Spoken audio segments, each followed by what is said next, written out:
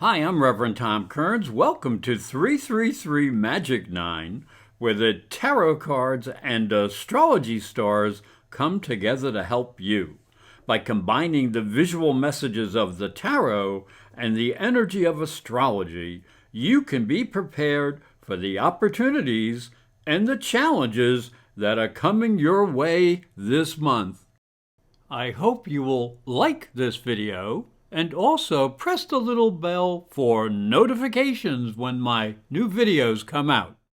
The tarot card for the first week of the month is the Queen of Wands. She suggests a sense of opportunity and confidence. The tarot card for the second week of the month is the Emperor. He is a man of power and authority, and he gets things done. The tarot card for the third week of the month is the Hanged Man. He represents the need to look at the world in a more spiritual light. The tarot card for the final week of the month is the Five of Wands. It suggests training for competition and overcoming obstacles. Gemini, the tarot card for the first week of the month is the King of Wands. This is a queen who has a lot of energy and personality. She has the power to attract what she needs and wants. She's surrounded by all sorts of flowers and vibrancy. She also has the power to command and lead others. This card represents it's a good time to begin new things. You have the energy, vision, and confidence to follow through to your goals. Be willing to express your desires.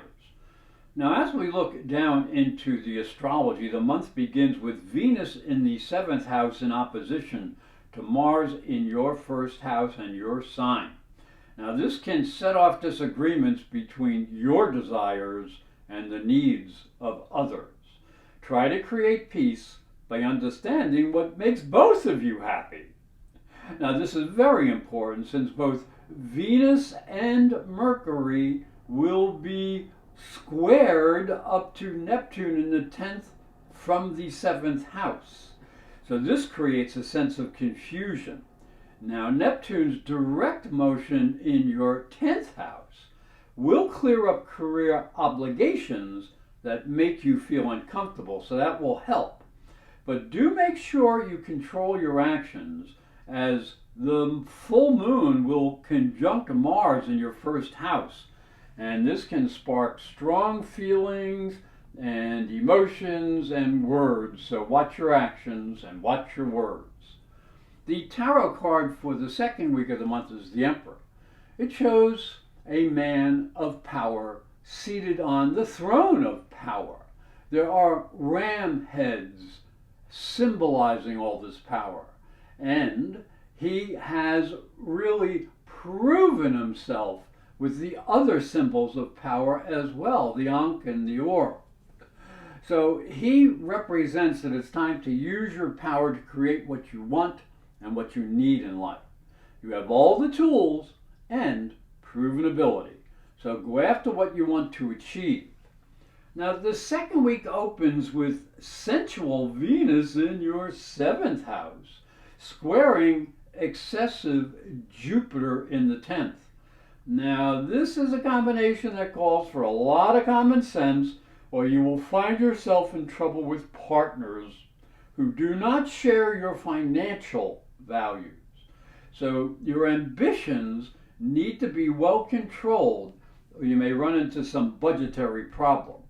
There is a helpful Sun-Saturn sextile up into the 9th house that can be just what is needed for future planning and common sense, which can save you from poor decisions.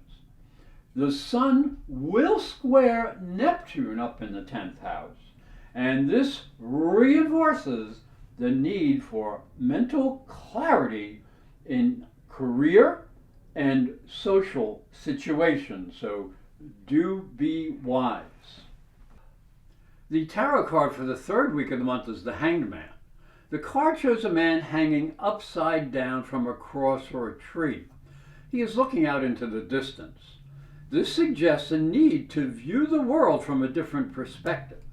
You may have been following along a path that was too predictive and limiting. By viewing the world upside down, you are given the opportunity to see things in a new way.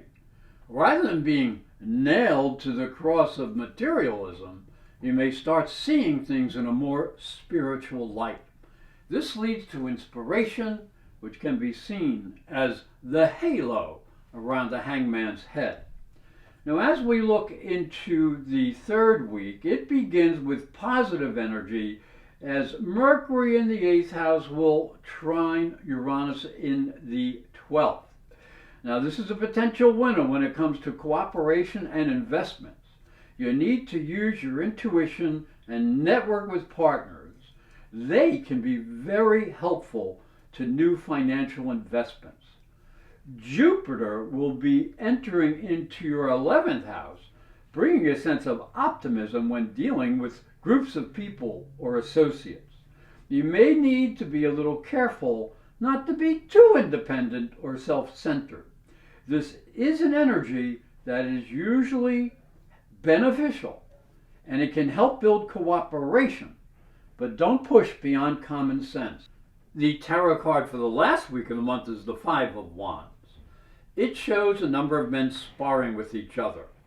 This may not represent an actual battle, but rather a practice session. This represents there may be some competitive situation or some type of obstacle in the way of your success. You may have to make some adjustments so you can meet the challenges of life. If you're willing to learn, you may yet win the game. Now, as we look into the astrology, the fourth week begins with a new moon that falls in the 8th house in the sign Capricorn. Now, this is the most special time of the year, especially when it comes to tradition. So you might want to reintroduce some old ideas that will enhance your family values. A special effort at dinner will mark a holiday you won't soon forget. Now, Mercury will go retrograde in the 8th at the end of the week. So do be careful with what you say and do be careful with your finances. There's a lot of excess energy in the air and it's easy to become misunderstood, and that can lead to fights and confusion and unhappiness, so be aware. Hi, I'm Reverend Tom Kearns, and this is my story. If you are a spiritual seeker, it may help you on your journey. I believe your spiritual development is as important as your religion. If you look at Christianity, it focuses on the life of Jesus. But Jesus was never a Christian. He was Jewish. If this thought intrigues you, you'll enjoy my new book, Light from Water, Freeing Jesus. It's available on Amazon.com and through fine bookstores. And it may help you on your spiritual journey. Thank you for watching. Thank you for listening. Please like this video, subscribe, and ring the little bell to be notified when new videos come out. And if you'd like to arrange a private psychic and spiritual reading with astrology, just go to my website, internetpsychicreadings.com or professorastrology.com.